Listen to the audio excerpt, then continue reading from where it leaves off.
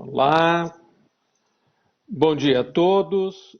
Sejam bem-vindos à videoconferência da Sabesp para a discussão dos resultados referentes ao segundo trimestre deste ano. Meu nome é Mário Sampaio, sou superintendente de captação e de recursos e de relações com investidores.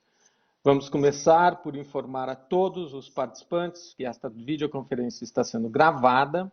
A apresentação acompanhada de slides está sendo transmitida pela internet através do site www.sabesp.com.br e pela plataforma da MZIQ. A apresentação estará disponível para download no mesmo portal, assim como de resultados. Lembramos que serão aceitas perguntas aos palestrantes apenas através da plataforma de videocast. A nossa conferência terá aproximadamente 1h30 minutos, sendo que pretendemos reservar até 45 minutos para responder as perguntas dos analistas e investidores, e no caso dos jornalistas, a gente abre depois, a gente procura chegar em 15 minutos. Tá? Antes de prosseguir, eu gostaria de esclarecer que eventuais declarações que possam ser feitas durante essa conferência relativas as perspectivas de negócio da companhia, projeções e metas operacionais e financeiras constituem-se em crenças e premissas da diretoria da Sabesp, bem como informações atualmente disponíveis para a companhia. Considerações futuras não são garantias de desempenho, envolvem riscos, incertezas, pois se referem a eventos futuros e, portanto, dependem de circunstâncias que podem ou não ocorrer. Investidores devem compreender que condições econômicas gerais, condições de indústria e outros fatores operacionais podem afetar os resultados futuros da empresa e podem conduzir a resultados que diferem materialmente daqueles expressos em tais considerações futuras. Bom, hoje conosco temos os senhores Benedito Braga, presidente da Sabesp, Rui Afonso, diretor econômico, financeiro e de relações com investidores, Marcelo Miagi, superintendente de contabilidade, Agnaldo Pacheco, superintendente de controladoria e Luiz Tibério, superintendente de custos e tarifas. Agora gostaria de passar a palavra para o Dr. Braga, que fará a abertura da conferência. Dr. Braga.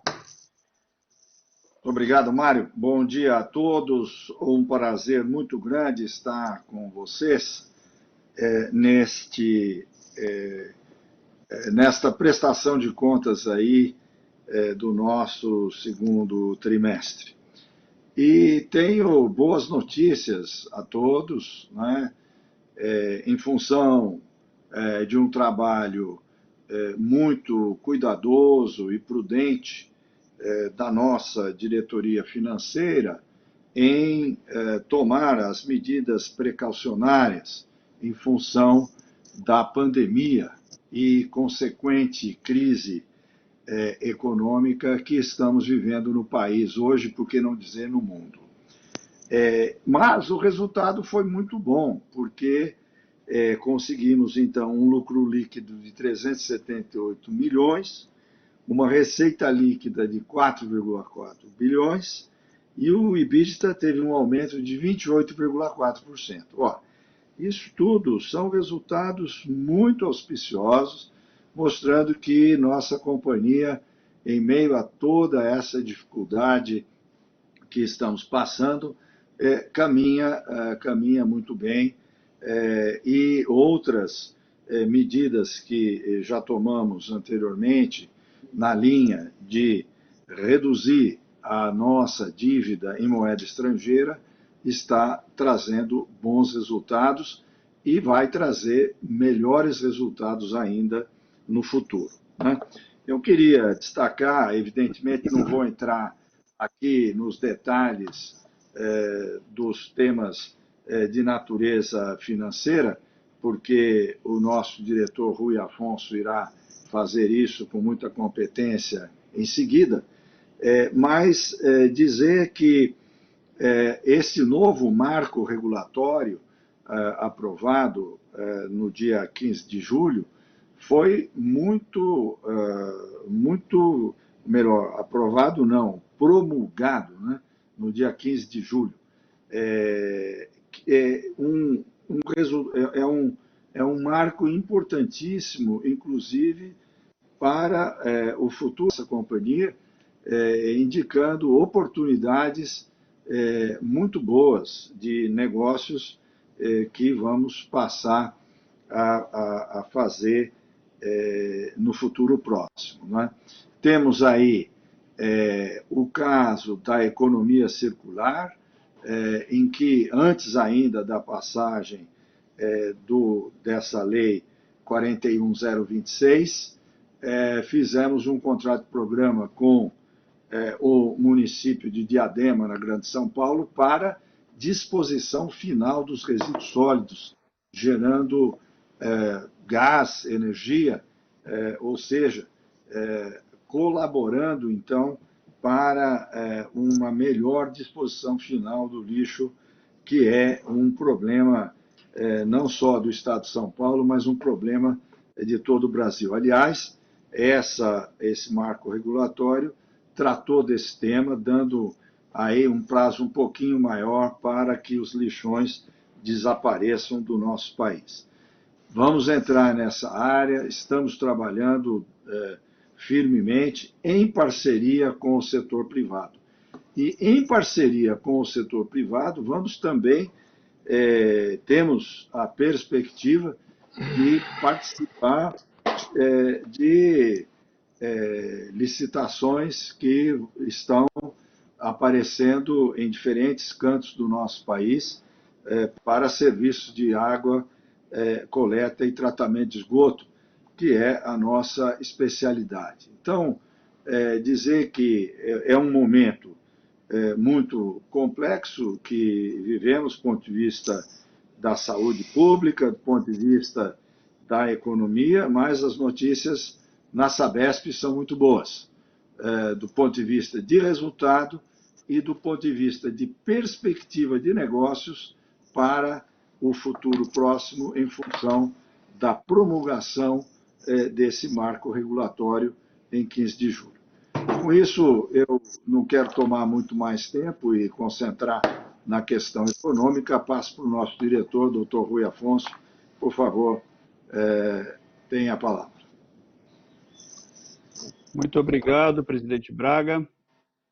Nós vamos iniciar, então, a nossa apresentação.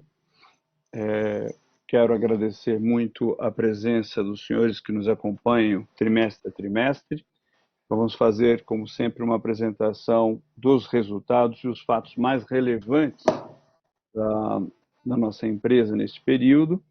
E, em seguida, abriremos a palavra para uma sessão de perguntas e respostas. Antes de começar esta sessão específica sobre o ITR, eu gostaria de fazer alguns comentários iniciais, à guisa de uma breve síntese do que foi fundamental neste trimestre. Em primeiro lugar, eu chamaria a atenção que este, como disse o Dr. Braga, foi um trimestre extremamente atípico, claro, para a Sabesp, para o Brasil e para o mundo. Neste trimestre, nós tivemos meses de isolamento social mais intensos, os quais, agravados pelo contexto econômico de elevadíssima instabilidade, que já se afigurava no começo do ano, trouxe implicações adversas para a nossa companhia. O efeito da desvalorização cambial sobre a dívida em moeda estrangeira também teve um impacto relevante em nosso resultado, como será detalhado mais adiante. O consumo dos nossos clientes comerciais e do segmento industrial e público, que, como os senhores sabem, possui uma tarifa média mais elevada, teve uma queda e a inadimplência se elevou. Esses fatos, que se somam à concessão de isenção de tarifa dos clientes residencial social e residencial favela, o qual, juntamente com a postergação do reajuste tarifário, aí assim aplicado a todos os consumidores da Sabesp, tornaram o cenário ainda mais desafiador para a gestão desta empresa. Mas nós não ficamos inertes ante essa situação. Do ponto de vista operacional, nós reduzimos custos, asseguramos mercados com a assinatura de 13 contratos com municípios no trimestre, 13, e concluímos a importante negociação com o município de Mauá, que antes era atendido pelo atacado e apresentava uma dívida, os senhores sabem, histórica para com a Sabesp. Do ponto de vista financeiro, nós concluímos duas grandes emissões de debêntures, a 25ª e a 26ª emissão, com a captação agregada de 2,5 bilhões de reais. Reduzimos também a nossa exposição cambial de 55% para 34% da dívida total e avançamos em negociações diversas com outras instituições financeiras para assegurar o funding de projetos estratégicos da Sabesp. Feito essas considerações iniciais, eu gostaria então de passar aos números, indo diretamente agora ao slide que vocês têm na tela, de número 4. Nesse slide, o que os senhores observam é uma redução do volume total faturado de 2%, sendo 2,1% em água e 2% em esgoto. Desconsiderando os volumes, claro, dos municípios recém-incorporados, aí eu estou falando de Mauá e Santo André, e também o volume do atacado e das categorias já mencionadas, residencial social e favelas. Como é esperado, esse trimestre teve uma mudança significativa no mix de consumo entre as categorias que os senhores estão acostumados a acompanhar. O volume na categoria residencial teve um crescimento de 0,7%, enquanto as demais categorias de consumo, a comercial, a industrial e a pública, foram fortemente afetadas pela nova dinâmica desencadeada pela pandemia da Covid-19. A categoria comercial teve uma queda de 18,4%, a categoria industrial de 16,7% e a pública de 24,5%, sempre comparando estas reduções ao mesmo período, ou seja, ao segundo trimestre de 2019. A migração do consumo das categorias com tarifas mais elevadas, que são, como os senhores sabem, a comercial, a industrial e a pública, afetou o valor da tarifa média e, consequentemente, as nossas receitas. Passemos agora, então, ao slide número 5, no qual nós tratamos especificamente dos nossos destaques financeiros. Como os senhores podem ver, o lucro no segundo trimestre de 2020 foi de 378 milhões de reais, ante um lucro de 454 milhões de reais no segundo trimestre de 2019. Embora tenha sido um trimestre bastante impactado pela Covid e pelo agravamento da situação econômica global e do país, as medidas de contenção de despesas que nós implementamos já no primeiro trimestre, aliadas ao acordo firmado com o município de Mauá, resultaram em um bottom line positivo no período. De fato, os senhores observam que o EBITDA ajustado do segundo TRI foi de 1 bilhão e 58 milhões de reais, ante 1 bilhão e 23 milhões de reais no segundo TRI do ano passado, representando aqui um aumento de 28,4%. A nossa receita operacional líquida teve um crescimento de 10,9%, passando de 4 bilhões no segundo TRI de 19 para 4,4 bilhões neste trimestre de 2020. O acordo com o município de Mauá, que nós já nos referimos, ele, por si só, gerou uma variação positiva de 193 milhões de reais. Em relação aos custos, às despesas administrativas, comerciais e também os custos de construção, nós tivemos uma elevação de 4,9%. Se desconsiderarmos os efeitos do custo de construção, as despesas apresentaram uma redução de 6,6% no período, ou seja, no segundo trimestre de 20, contribuindo assim para a elevação da nossa margem operacional. A margem EBITDA ajustada correspondeu a 35,7%, em comparação aos 30,8% do ano anterior, e nos 12 meses últimos, a nossa margem EBITDA foi de 42%. Com o write-off dos efeitos da receita e do custo de construção, a margem EBITDA da Sabesp ajustada no segundo trimestre foi de 45,7%. Isto comparativamente à margem de 36,7% no segundo trimestre de 19 e de 50,2% se tomarmos em consideração os últimos 12 meses. Passemos agora, então, ao slide número 6. Aqui tratamos basicamente dos nossos custos e despesas. Em relação ao mesmo trimestre do ano passado, estes custos, despesas administrativas, comerciais e de construção tiveram um acréscimo de 157,6 milhões de reais, ou 4,9%, como já destacamos.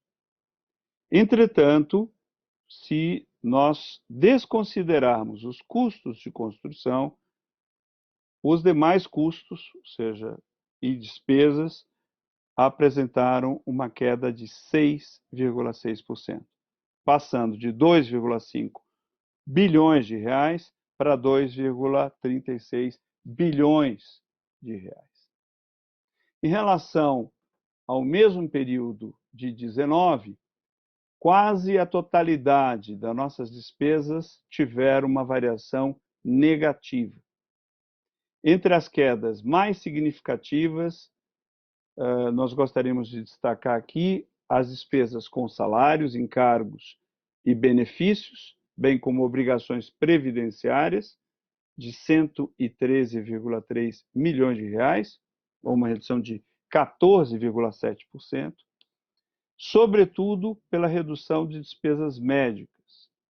O encerramento do TAC também contribuiu muito com isso, o TAC dos aposentados, e também pela não aplicação do reajuste salarial deste ano de 2020. Também contribuiu de forma relevante a queda das despesas gerais, com uma redução de 134,7 milhões de reais, ou uma redução de 39,7%, em razão de menores provisionamentos para pagamentos de processos judiciais, do encerramento de processos que tínhamos com o município de São Bernardo no segundo trimestre de 19. Vocês lembram que, na ocasião, nós celebramos um acordo com São Bernardo do Campo, o que possibilitou esse encerramento de diversos processos com aquele município. Também tivemos a redução no repasse do FMSAI, que está associado, aí sim, à crise é um efeito colateral à crise que reduziu nossas receitas, e como repasse aos municípios é uma percentual da receita obtida no município, eles se reduziram também. É também importante mencionar que as despesas com perdas estimadas com créditos de liquidação duvidosa, chamada PCLD, tiveram um acréscimo de 45%, correspondentes a 36,4%. Isso sempre comparado segundo trimestre de 20 contra o segundo trimestre de 19. Entretanto, aqui se trata de um valor inferior ao que foi provisionado no primeiro trimestre desse ano. Ou seja, na margem, o valor foi, nesse segundo trimestre de 20, inferior ao do primeiro trimestre deste ano. Passemos agora ao slide número 7. Neste slide, nós analisamos basicamente as principais variações que afetam o resultado líquido da companhia. Aqui nós observamos uma queda no nosso lucro líquido de 76 milhões de reais. A nossa receita operacional líquida teve um acréscimo de 434,6 milhões.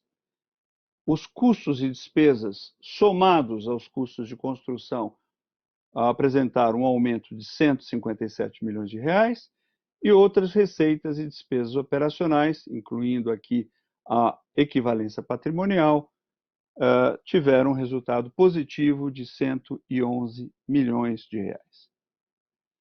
O resultado financeiro apresentou novamente uma variação negativa, embora menor, de 519,9 milhões de reais, como decorrência principalmente da desvalorização do nosso real em relação ao dólar americano e também em relação ao iene. Finalmente, o imposto de renda e a contribuição social sobre o lucro líquido foram reduzidos em 55,5 milhões de reais, tendo em vista o menor lucro tributável obtido nesse segundo TRI, em comparação com o mesmo período de 19. Vamos sem mais ao slide número 8. No slide número 8, nós tratamos da gestão do nosso endividamento e nesse nosso liability management nós procuramos basicamente garantir, de um lado, a execução dos nossos investimentos, o funding necessário para a execução dos nossos investimentos, e de outro lado, como não podia deixar de ser, o refinanciamento das dívidas vincendas ao longo de 2020. Conforme nós já comentamos no call do primeiro trimestre deste ano, o BNDES abriu um programa que prevê a suspensão do serviço da dívida pelo prazo de até 6 meses. Depois de várias negociações com o banco, nós conseguimos a suspensão do serviço da dívida por 5 meses, o que equivale a um total de 130 milhões de reais que não terão que ser desembolsados, que se somarão este ano, a partir deste ano, ao principal da dívida, que será incorporada pelo prazo remanescente dos nossos contratos, são diversos, com o BNDES. Ainda em relação ao BNDES, é importante salientar que nós obtivemos o adiantamento de 210 milhões de reais para o nosso importante projeto Tietê, fase 3. Com isso, o desembolso que seria realizado ao longo de 12 meses foi realizado de uma forma só, em uma só vez, no mês de julho deste ano. No caso do programa que prevê a suspensão análoga do serviço da dívida, o chamado standstill, agora com a Caixa Econômica Federal,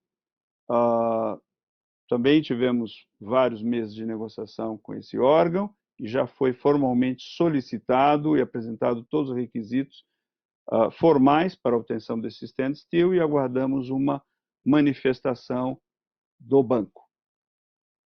Em relação ao Banco Interamericano de Desenvolvimento, o BID, e ao Banco Mundial, o World Bank, para os quais nós solicitamos adiantamentos e reenquadramentos de projetos que, se aprovados, devem envolver a antecipação de desembolsos que poderão chegar até 500 milhões de reais.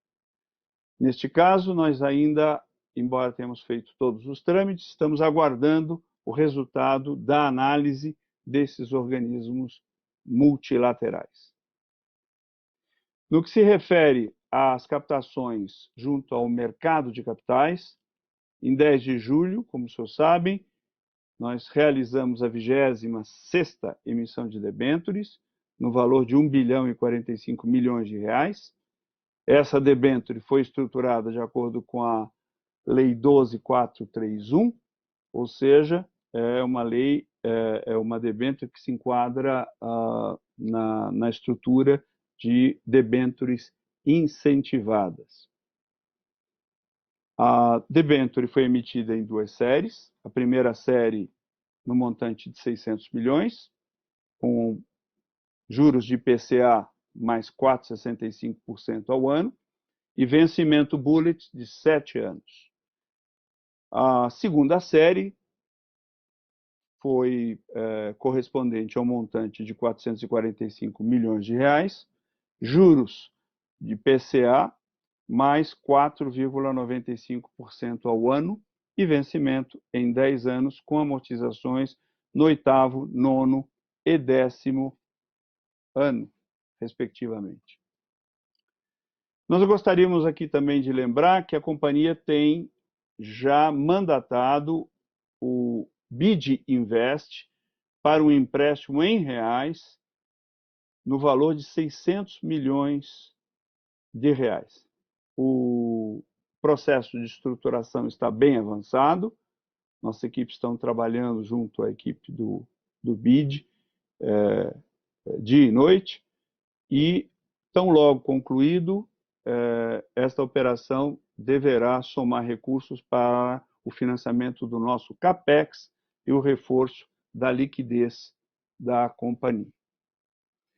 Se nós somarmos todos os esforços de captação até esse momento, entendemos já ter assegurado o volume de recursos necessário para permitir o resgate antecipado de todas as principais dívidas, vencendo até o final de 2020, como era o propósito do nosso roadmap apresentado aos senhores desde o começo do ano.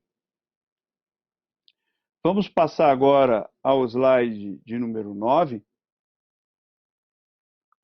Nesse slide, nós tratamos aqui dos temas adstritos à regulação.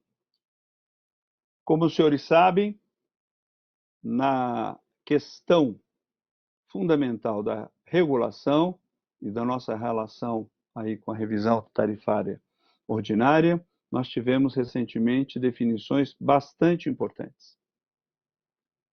No dia 15 de julho, a Arcesp publicou a deliberação 1021, autorizando a aplicação do índice de reajuste tarifário, o famoso IRT, de 3,4026%, o qual reflete o ajuste de 2,4924%, que é o que havia sido concedido já, e acrescido do ajuste compensatório pelo delay, pela postergação da aplicação desse reajuste, de 0,8881%.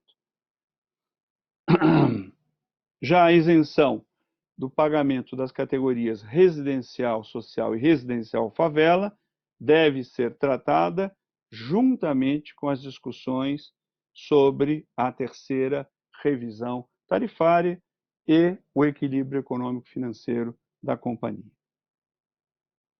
Ainda quanto aos clientes residencial social e residencial favela, foi publicada no dia 14 de agosto, recente, a deliberação 1038 da Arcesp.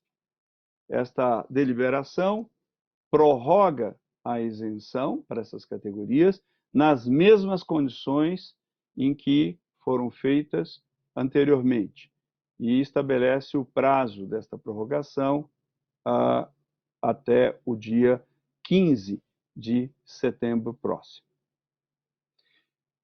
No que tange à revisão tarifária ordinária, é o nosso terceiro ciclo, nós tivemos a conclusão dos processos de consultas públicas sobre a metodologia para esse terceiro ciclo e sobre o WOC, o custo médio ponderado de capital. Tivemos a aceitação por parte da Arcesp de contribuições relevantes que fizemos, que a Sabesp fez, para os dois temas. A nossa visão é de que, até o momento, este processo da terceira revisão tarifária ordinária está transcorrendo de forma técnica, transparente e equilibrada por parte da nossa agência regulatória. Alguns pontos relevantes das respostas que foram emanadas da Arcesp, podemos discutir com mais detalhe na sessão de perguntas e respostas, eu vou só pontuar. Em primeiro lugar, a consideração dos efeitos da Covid-19 sobre nossos históricos de consumo. Em segundo lugar, a percepção que nós pontuamos que o nível de perda regulatório inicial é pouco compatível com aquele atingido quando nós comparamos os dados realizados atuais. Esse assunto será discutido em consulta pública. O terceiro ponto a ser destacado é o ajuste compensatório referente à isenção de tarifa residencial, que, como já falamos, deve ser tratado em deliberação específica e ao longo da consideração geral do equilíbrio econômico-financeiro da companhia. O quarto ponto refere-se à base de remuneração regulatória, BRR, e na qual nós tínhamos pleiteado e a agência aceitou a incorporação dos investimentos até dezembro de 2020.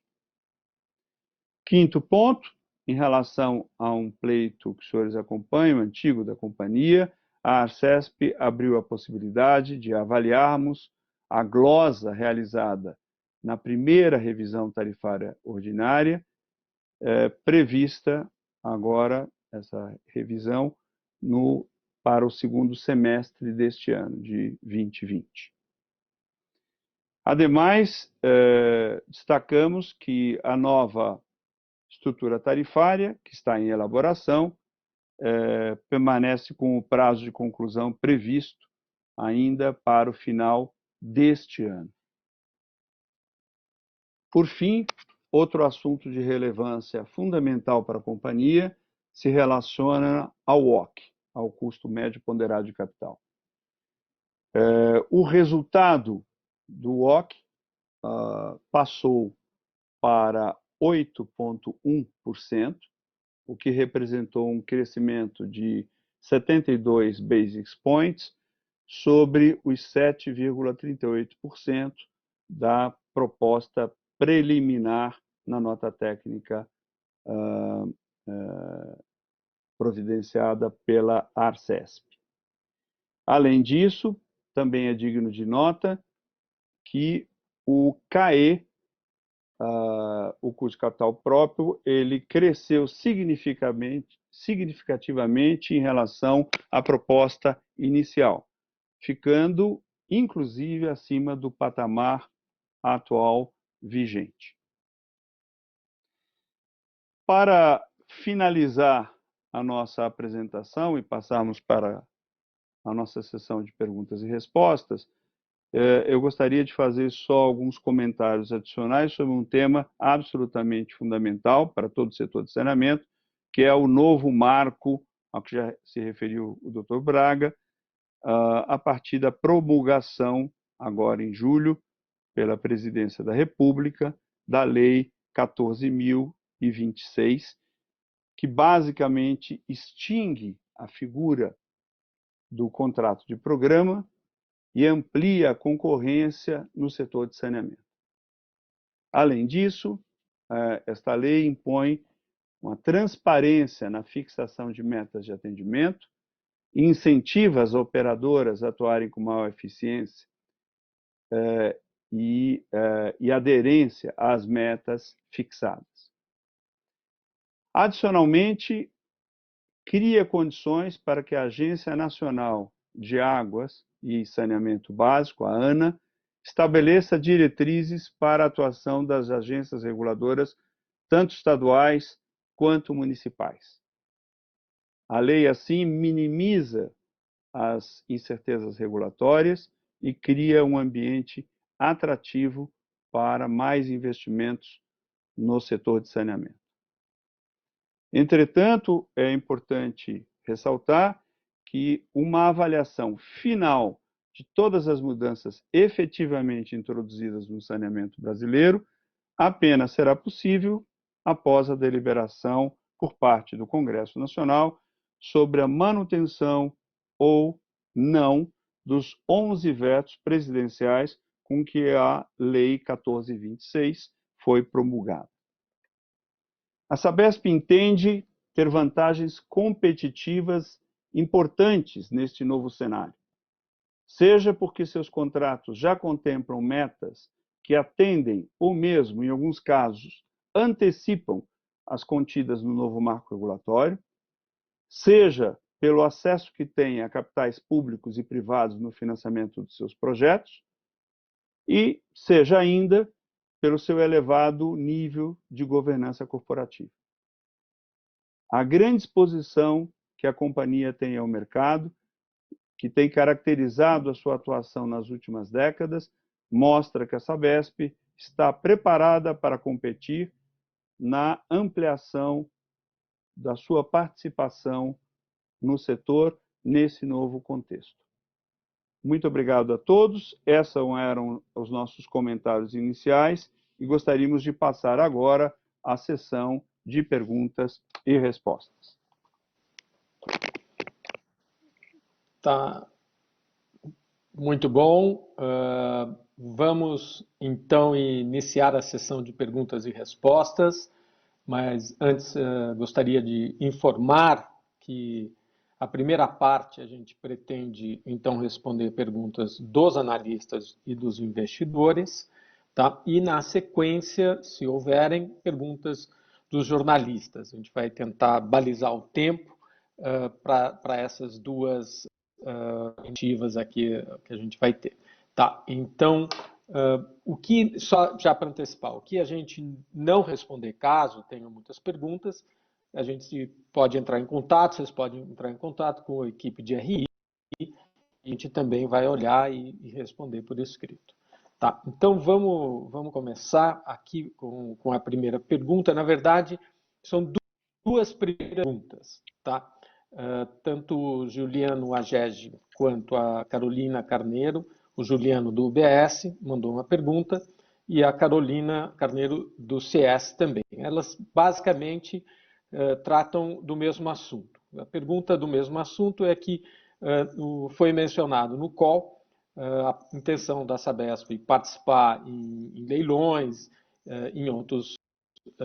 O Juliano foi mais específico, falou no caso da Casal, e aí a sequência da pergunta, no caso da Carolina, é como isso conversa com discussões sobre a capitalização ou privatização, no sentido de que se isso faz sentido tomar essa decisão de crescer antes de saber o arranjo institucional ou corporativo para o longo prazo. Então essa é uma primeira pergunta, depois tem uma outra da Carolina, eu termino depois do comentário aqui o Dr. Braga, o Dr. Rui, que passo a palavra. Muito bem, muito obrigado então, Juliano e Carolina, pelas questões absolutamente pertinentes, né? Sem dúvida nenhuma, com esta possibilidade que se abre em função da promulgação da lei, nós vamos sim concorrer nesses certames. Estamos analisando um a um, né? Já recebemos propostas de um bom número de companhias de saneamento privadas, de fundos de investimento, para fazerem parcerias conosco, né, consorciar-se conosco, para concorrermos nesses certames, né? Não tem só a Casal, né? Na Alagoas nós temos Mato Grosso do Sul, a Sanesul, nós temos Porto Alegre, né? Nós temos uma série de oportunidades que se abrem e vamos, evidentemente, analisar a conveniência, né, econômico-financeira de participar do empreendimento. E isso, veja, independente da estrutura societária que venha a acontecer no futuro, seja ela a própria Sabesp, seja uma holding, seja uma corporation, seja uma companhia totalmente privada, independe, porque qualquer que seja esse arranjo, vai ser bom para a Sabesp ter mais receita no caixa. Eu acho que o doutor Rui Afonso é um grande interessado nessa coisa, né? Nós queremos ter bons resultados para que possamos ter cada vez mais lucro e cada vez universalizar os nossos serviços mais rapidamente, porque essa é a nossa função, né? A nossa função é ter lucro para quê? Para, claro, distribuir para os nossos acionistas, não há dúvida nenhuma, podem ficar tranquilos, mas o nosso dever, a nossa missão é a universalização do saneamento no estado de São Paulo o mais rápido possível. Com isso, na medida em que nós aumentamos o nosso resultado, nós temos condição de universalizar o mais rápido possível. Bom, eu vou pegar a palavra aqui de volta, porque a Carolina ela fez uma pergunta que é relacionada a outro tema. Então, eu vou à pergunta que é: a parte dos custos gerenciáveis neste trimestre foi boa, que é bom. Aí a pergunta é: deve-se manter boa tendência do nível do pessoal e serviços de terceiros observados ou tem não recorrentes relevantes? Rui. Você quer comentar, Mieg, por favor? Então, eu comento. Bom dia, Carolina. Existem algumas informações no nosso press release, no comentário, que a gente dá alguns destaques, né, nessa redução.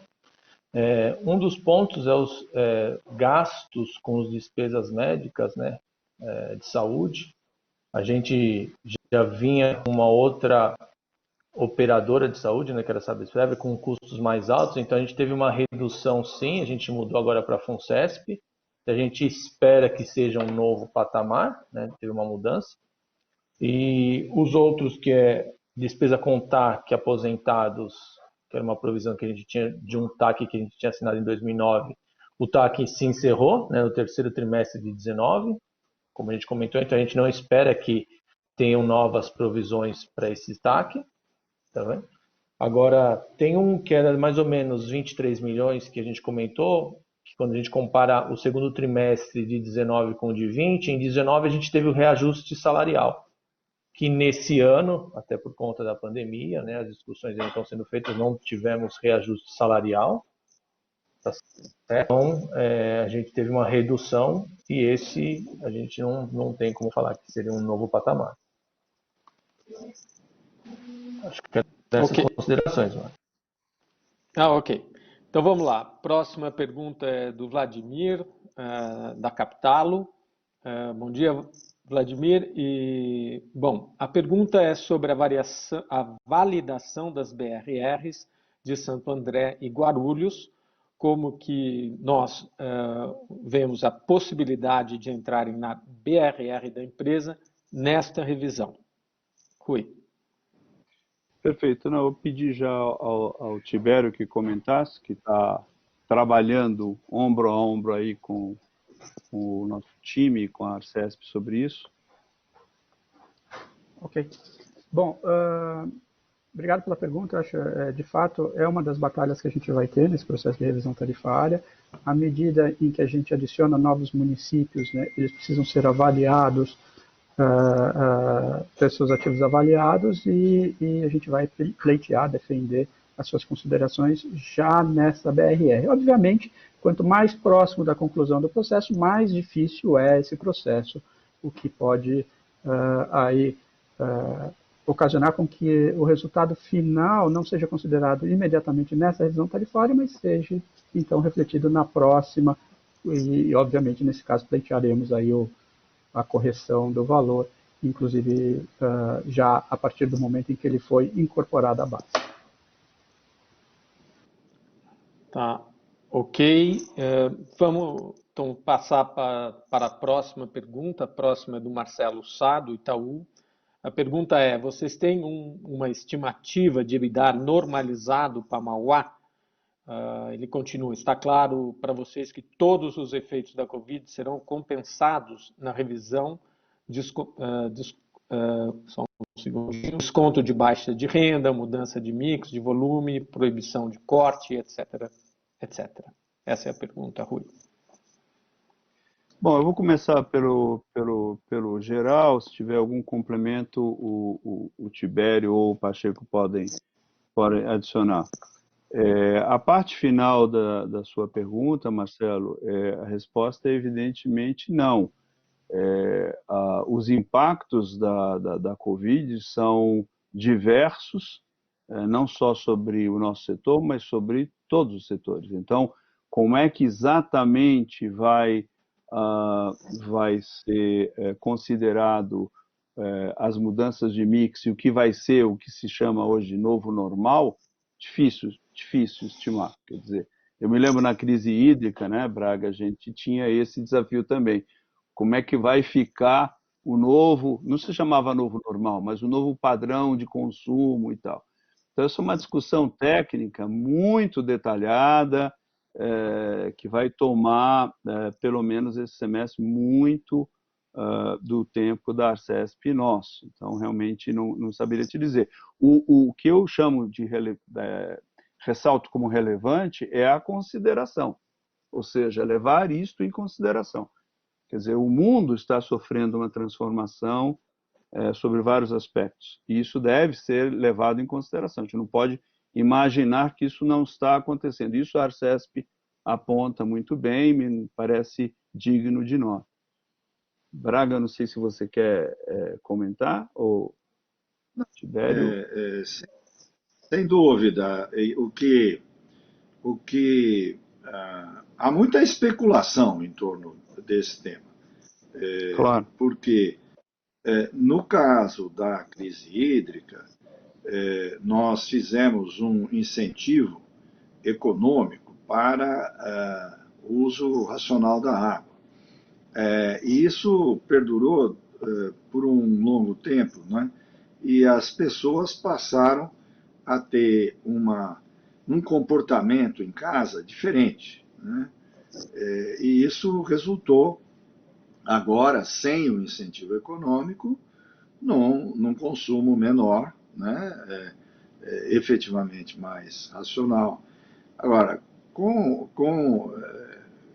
relação a essa questão da Covid, se as pessoas vão ficar em casa, se não vão, se vai ter home office, se não vai, é uma discussão muito ainda num nível etéreo, né? Ninguém sabe muito bem. Agora, a questão do consumo de água é uma questão mais fácil, né? mais imediata, né? Essa já é uma questão mais de natureza psicossocial, né? Não sei se esse seria o termo. Então, o nível de incerteza é muito grande. Só voltar ao ponto do EBITDA, o salto do EBITDA em Mauá, claro que não será o mesmo, né? Quando você assume uma concessão, você tem uma reversão, fruto de anos de acúmulo de receita não oferida. Então, você tem um salto que é once and for all. Agora, qual o novo normal? Voltamos ao assunto. Quer dizer, nós imaginamos, sim, já falamos muitas vezes com vocês, eu acho que está se mostrando bem claramente em Guarulhos, vai mostrar em Santo André, São Bernardo foi eloquente, Diadema foi eloquente. Quer dizer, nós imaginamos que operar no varejo significa, para a companhia, uma série de upsides do ponto de vista de EBITDA. Agora, o quanto exatamente, nós vamos ter que guardar a ansiedade e operar e obter os resultados. Será melhor do que tínhamos, sem dúvida nenhuma, mas não será o tanto que foi no trimestre, porque há vários anos de acúmulo que se traduzem em reversão. Tá. A gente abordou também a pergunta sobre o Covid e se eles serão compensados na revisão. Ainda é uma pergunta do Marcelo Sá. A perspectiva é essa, né? A própria agência reguladora, sua resolução, menciona esse fato. Então, não há razão por que não seja isso revertido para tarifa, sem dúvida nenhuma. Então tá bom. Então vamos lá. Vamos para a próxima pergunta. Ela é do Pedro Marco, da Rich Capital. A pergunta é se podemos comentar sobre o mix de a queda de comércio e indústria foi muito acentuada no trimestre, se há alguma melhora olhando a evolução para o mês. E se podemos dar alguma cor do que já vimos em julho. Essa é a pergunta, Rui. Braga, se me permite, do ponto de vista estritamente econômico, se algo que caracteriza esta crise, que junta de A a Z, todos os economistas em geral divergem, né, de tudo, mas há uma convergência, que é a incerteza. E a incerteza decorre, claro, da duração da crise, dos efeitos que a crise provocou já até agora, endividamentos, as coisas todas, mas mais do que isso, ela decorre da evolução da pandemia, que, como todos nós sabemos, é muito incerta. Então, eu diria assim, esperamos que sim, mas estamos preparados para que não seja tão bom. No fundo é isso, a companhia tem que torcer e fazer tudo possível para que a recuperação seja a melhor possível do ponto de vista da nossa receita, das nossas margens e tal. Mas estamos preparados, isto é, temos liquidez, temos caixa, estamos preparados para manter o core dos nossos investimentos para o caso de a pandemia durar mais do que nós gostaríamos. Se você perguntar para os infectologistas, ninguém vai responder exatamente, olha, em 1 mês, em 2 meses resolveu e tal. Há sinais, sim, de melhoria marginal, quer dizer, marginal, estou dizendo, na margem, no último mês, tá certo? Fruto do menor isolamento. Agora, nós que não somos infectologistas, os infectologistas não conseguem traçar uma curva, muito menos os economistas.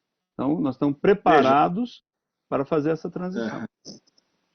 Veja, Pedro, é assim, mais ou menos como o Plano São Paulo, né? Tal região está vermelha, depois passa para amarela, depois para verde. nós vamos par e passo, né, a cada mês, né? Nós fizemos uma revisão do nosso orçamento em função da pandemia, da crise em maio, revimos em julho e estamos paulatinamente trabalhando. Então, da forma como eu no início trouxe aqui, de forma prudente e ponderada, né? Mas é difícil fazer assim uma previsão, né? De repente tem uma segunda onda, isso aí tem que ser dia a dia. Uma agonia a cada dia. Ótimo. Vamos passar então para a próxima pergunta, é uma pergunta da Liliana Young, do HSBC. É uma pergunta bastante extensa, são 3, mas todas relacionadas. Eu poderia, Dr. Braga e Rui, passar por todas, dar o contexto, acho que pelo contexto dá para responder. Se precisar, eu volto detalhadamente. Mas vamos começar. Primeiro, a Lei 14.026 é um aumento da competição. Pergunta, não seria mais fácil a Sabesp crescer e buscar eficiência, né, sem que a companhia não seja caracterizada, isto é, sem as amarras da Lei 866, do ponto de vista do investidor, há risco de crescimento sem privatização da companhia? Essa é a primeira pergunta. A segunda seria, como vocês veem a possibilidade da Sabesp de expandir a atuação em resíduos sólidos? A rentabilidade nesse segmento, olhando com os estatais, não parece ser lucrativo. E o terceiro, qual o melhor modelo de governança corporativa na sua visão? Corporation ou Sabesp do jeito que está, mas capitalizada com uma holding controlada pelo Estado de São Paulo, com um parceiro estratégico. Nesse sentido, que tipo de parceiros vocês gostariam de ter na holding? Posso voltar a ler cada uma agora, de novo, Não, Dr. não Braga? precisa, não precisa. Não, acho que Tá está bom. claro. Deixa eu começar a responder pela última, Liliana. Muito obrigado pelas perguntas, né? A última, ela precisa ser endereçada ao nosso controlador, não é para o CEO, para o CFO da companhia, que vai responder a sua pergunta de qual é o melhor modelo de governança corporativa. É quem detém o controle da companhia que vai definir o melhor modelo societário para a sua companhia, né? É uma companhia do governo, uma companhia estatal. Portanto, o que nós podemos adiantar para você é o seguinte: a Lei 41.026 é uma lei que facilita o processo de privatização de companhias estatais, né? Isso é mais do que evidente. Então, é dentro desse contexto que o controlador vai fazer a sua análise e decisão de qual caminho a seguir, né? Agora, com relação a resíduos sólidos, você menciona aqui que, olhando se as estatais não parece ser lucrativo, né? Nós vamos analisar essa questão antes de embarcar definitivamente, porque nós temos um contrato de programa com o município de Diadema, que tem lá um positivo que, se nós não encontrarmos um parceiro privado e um modelo de gestão desse processo que nos dê uma TIR conveniente, que vai ser regulada pela nossa agência reguladora, para que ela seja mantida ao longo da duração do contrato, se a gente não conseguir achar uma TIR conveniente, nós não vamos fazer o negócio, é evidente. Então, não há essa preocupação, tá, com relação, nós só vamos entrar em resíduo sólido que seja bom negócio para a companhia. É sempre assim. Rui, acho que primeiro. Talvez você pudesse essa parte aí de as amarras da 8666. Agora as amarras são da 13303, Liliana, não são mais da 8666. Perfeito. Você quer complementar essa?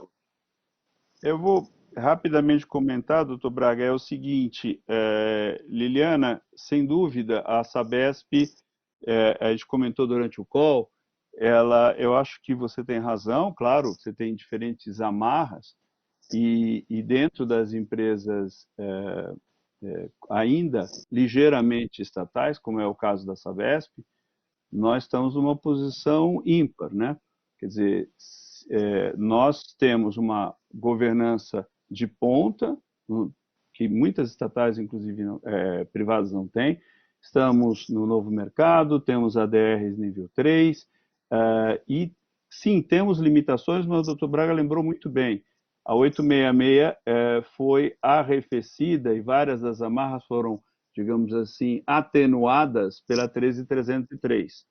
E, finalmente, o que eu queria ressaltar é que um ativo muito atrativo, realmente, para a atuação no setor de saneamento é a escala, capacidade de atrair capital e experiência de atuar em ambientes heterogêneos. Qualquer privado quer ter isto como asset, como elemento de uma parceria. Então, claro, sim, você tem gradações, a Sabesp vem vindo ao longo da sua história cada vez mais, tem uma história de parceria com o setor privado muito forte. A própria Sabesp é uma parceria com o setor privado fortíssima, né? Nós temos 49,7% de acionistas do mundo inteiro privados. Então, eu diria, só para atenuar essa gradação, eu acho que esse ativo é o que mais vai ser levado em consideração pelo setor privado ao considerar os parceiros. Tá ótimo. Pessoal, vamos em frente. Tem uma pergunta do Juliano, novamente. Vamos fazer a pergunta. Ela é sobre a tarifa média. Quando paramos a tarifa média de 20, com a que a gente reportou em 19, a tarifa média caiu aproximadamente 6%. A pergunta é, o que explica essa queda? E a próxima é apenas a migração do consumo do industrial, comercial para o residencial, ou também contribuiu para a queda a entrada de novos municípios de Guarulhos e Santo André? Essa é uma pergunta muito semelhante a uma das perguntas da próxima pergunta do Pedro Fausto. Então, acho que respondendo essa, a gente responde uma do Pedro Fausto, da Argo Capital, que tem mais uma. Passo, então, a palavra aí, Rui. Olha, aí tanto o Pacheco como o Tibério poderiam comentar facilmente essa pergunta. Pacheco, você não quer comentar? Né? Porque a pergunta já endereça a resposta, né? Claro. Bom, pois não. Então, evidentemente, essa queda do consumo não residencial, que já foi falado, né? Comércio, indústria, mesmo segmento público, é um dos fatores. E, evidentemente, também nós temos aí a isenção social e favela, né, nesses 3 meses, né? Que somados a esse primeiro evento dão essa queda na tarifa média, se nós, evidentemente, subtrairmos esse efeito positivo pontual de Mauá, tá certo? É exatamente isso.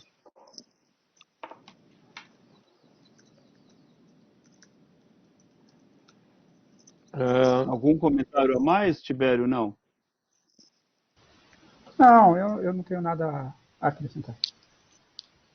Então tá bom. Vamos à segunda pergunta do Pedro Fausto, da Argo Capital, que poderiam comentar o novo marco altera de alguma maneira as metas de evolução de cobertura e de CAPEX? Essa é a pergunta. Bom, nós estamos num processo aqui de levantamento de dados, né, de todos esses nossos 375 contratos, para ver quais deles estão dentro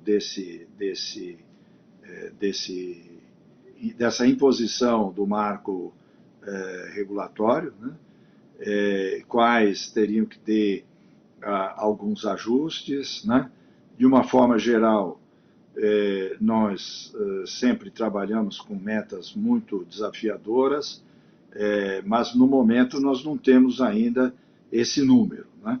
Então, evidentemente que poderá acontecer alguma variação, mas aí terá todo um processo, terá toda uma... Agora, do ponto de vista, vamos dizer, mais macro, né?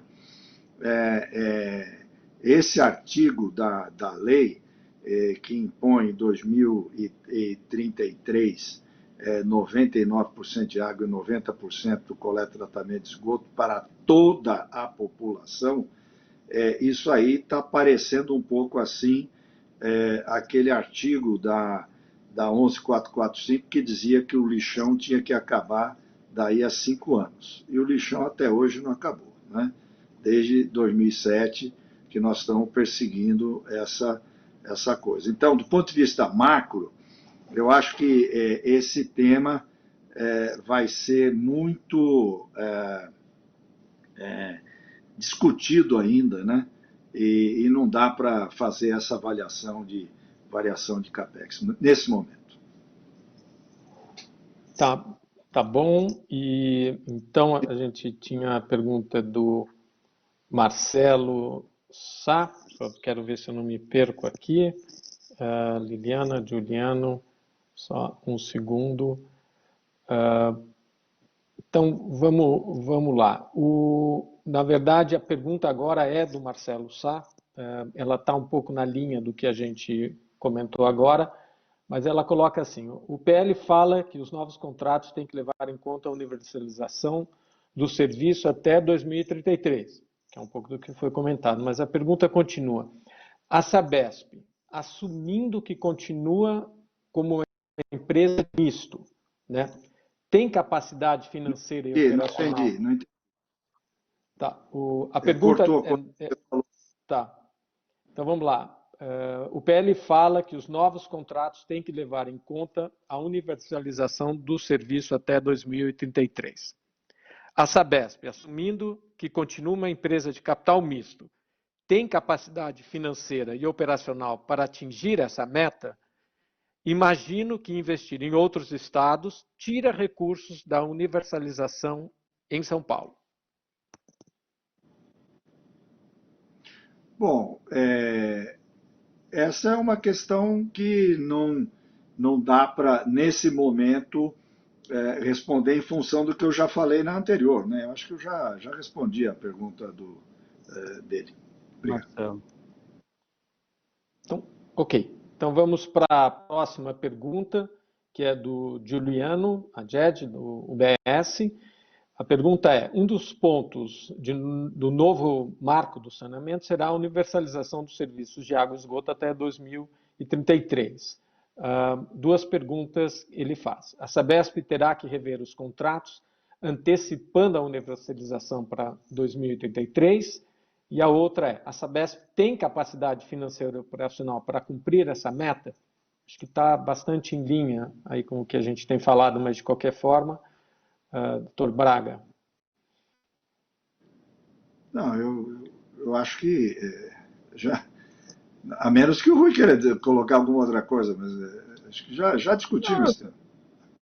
Eu só acrescentaria um ponto que a gente até comentou durante a exposição, só lembrar que existem muitos municípios que são operados pela Sabesp, né, Braga, que nós já temos universalização, ou seja, Sim, o que a gente... Um número muito grande, sim. Muito grande, né? Então, a gente falava dos 300 e tal, que tem, sei lá, água, esgoto e tratamento. Então vamos por partes. Assim, o que nós dissemos para a Sabesp claro que é um desafio, o Braga colocou bem, mas vamos com calma. Uma boa parte dos nossos contratos, nós já temos as metas cumpridas. Aí sobram os outros. Bom, aí vai depender do capex necessário, da avaliação, se o time vai ficar esse mesmo, como disse o Dr. Braga, e aí nós poderemos responder. Mas eu de partida diria o seguinte, ok, vamos falar da nossa base operada? Uma boa parte da nossa operada já cumpre os requisitos, tá certo? Tem metas nos contratos, tem universalização de água, de esgoto, e uma boa parte tem coleta também. Na média, falta alcançar. E é para isso que nós vamos nos debruçar, né, Braga, para ver o time vis-à-vis a capacidade financeira da companhia. Eu diria, se alguém que tem capacidade financeira para investir, como temos feito nos últimos anos, é a Sabesp. Então tá bom. Vamos para a próxima pergunta, é da Liliana Young. A pergunta é a seguinte, sobre a terceira revisão tarifária, qual é a probabilidade do contrato com a cidade de São Paulo, 4%, ao invés dos 7,5%, incorrido desde o início do contrato, ser incluído na revisão tarifária próxima, uma vez que esse custo foi cobrado dos consumidores apenas mais recentemente. Imagino que ela fala do passado e da diferença. Fui. Você quer comentar, Braga? Não. Não.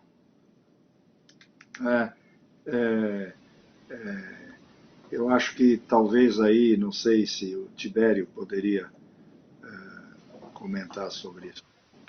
Posso, por favor.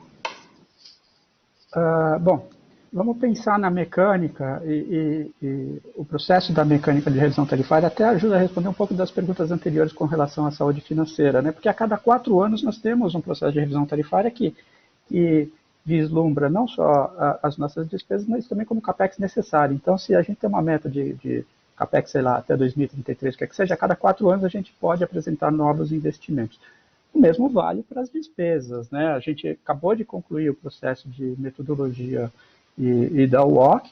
Uma das próximas etapas para se chegar ao P0 preliminar, que será publicado lá em janeiro, é a submissão do plano de negócio. Na submissão do plano de negócio, nós vamos considerar o nível de despesas em que a gente julga necessário para que a companhia seja obviamente, equilibrada do ponto de vista econômico e financeiro. E é isso que a gente vai apresentar com relação ao plano de negócio. Bom, ok, pessoal, vamos lá.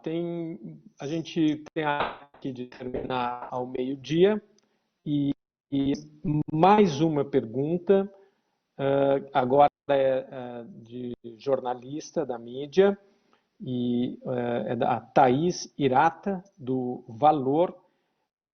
Eu vou pergunta e vamos lá. Olá, Thaís também.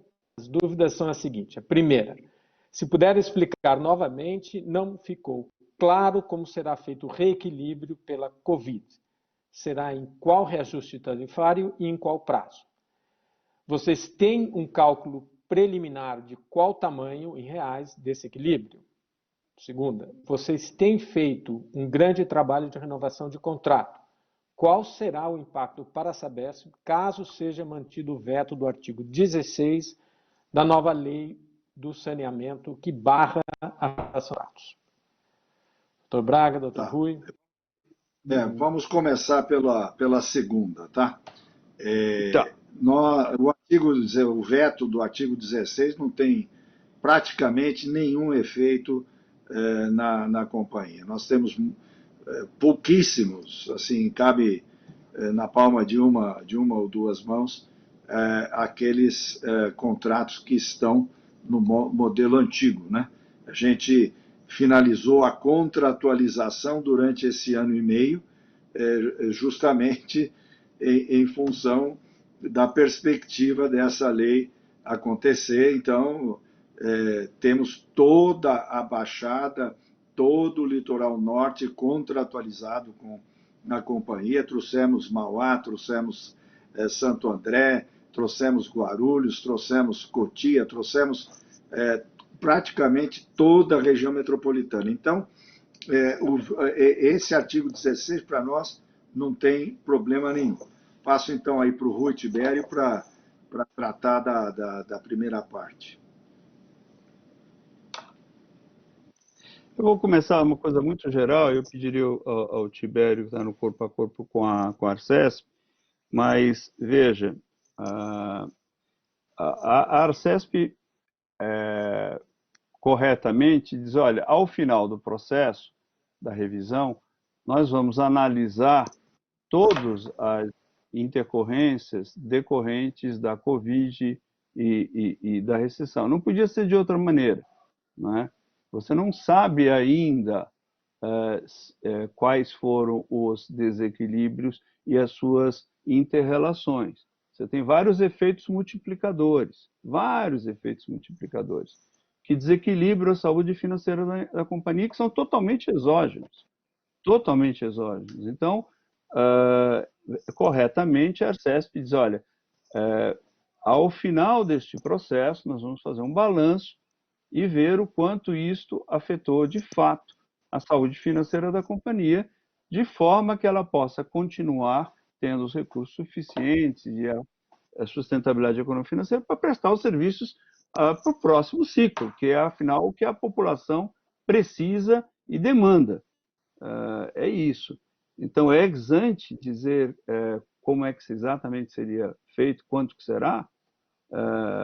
Não. Agora, Tibério, você não gostaria de comentar? Então, Rui, para ser bem sincero contigo, você acabou roubando a minha fala. Eu ia comentar exatamente isso. A Arcesp apresentou o conceito de que a companhia será de alguma forma compensada a ponto de não ter prejuízos por conta disso, mas ela não apresentou o como, né? E entendo que a pergunta aí apresentada, ela traz um aspecto quase de como, e esse como a gente, de fato, neste momento, a gente não consegue responder. Bom, pessoal, vamos lá. A gente tem a meta de meio-dia, tem uma pergunta, que eu entendo que é a pergunta da Liliana Young. Eu vou lá, mas tenha sido respondido. A pergunta, e será a última pergunta, é a seguinte: que contratos ou quantos dos contratos têm meta de universalização, targets, de coleta de esgoto e tratamento de esgoto, que vão além do ano de 2033? Qual é o volume de insano necessário para atingir suas metas? Eu tenho uma sugestão. Eu acho que já foi comentado, a não ser que o Dr. Braga, o Rui, quer comentar ou passar para o contrário. Liliana, a gente pode, porque é muita informação. Mas, de qualquer forma, Rui, Dr. Braga, vocês decidam. O Marcos, eu acho que a Liliana fez essa pergunta antes de, já há mais tempo, hoje com essas lives, as pessoas fazem as perguntas antecipadamente, e aí ficou na lista aí. Mas já enderecei esse tema, nós estamos fazendo o levantamento dessas situações, né? O Rui já adiantou que um número muito grande já está universalizado, né? Sei lá, perto de 200 municípios nós já estamos universalizados, não tem problema nenhum. E agora nós estamos fazendo esse pente fino, Liliana. E muito em breve você terá essa informação. Muito bem, Mário, vamos lá. Então, nosso limite é 12 horas. Agora. Em época de pandemia, as coisas começam no horário e terminam no horário, porque eu já tenho uma outra reunião virtual com o pessoal de Israel que quer vir trabalhar conosco aqui na área de dessalinização e outros negócios, e eu tenho que atender aí esse pessoal agora a meio-dia. Sim, Mário, diga. Não, agora é o senhor. Se o senhor quiser fazer algumas considerações finais e depois a gente já encerra a teleconferência. Mas com a palavra. Muito bem. Closing remarks. Bom, pessoal, muito obrigado, então, pelas questões trazidas. Espero que nós tenhamos respondido de forma correta e precisa, como sempre fazemos nas nossas teleconferências, que o nosso pessoal aí do financeiro gosta de usar o anglicismo call, né? Então, não estou querendo aqui dar uma de francês, que não tem anglicismo no gaulês, né? Mas, de toda forma, foi um call muito agradável, muito interessante. Esperamos que continuem interessados na nossa companhia. Apesar da pandemia, vamos continuar esse trabalho firme. E qualquer outra questão mais detalhada, fiquem aí à vontade. O Rui e toda a sua equipe estão à disposição, né? Vocês são muito importantes para nós. Queremos tê-los juntos conosco aí por um longo tempo. Com isso, agradecendo de novo a participação de todos, a equipe do Rui, que trabalhou durante manhã, tarde e noite, agora com pandemia, as videoconferências acontecem sábado, domingo, feriado, à noite, de madrugada, então... Mas eles já faziam isso antes da pandemia, então, agradecendo aí o trabalho de todos, declaro encerrada essa sessão e se cuidem, usem máscara e muito obrigado pela participação de novo.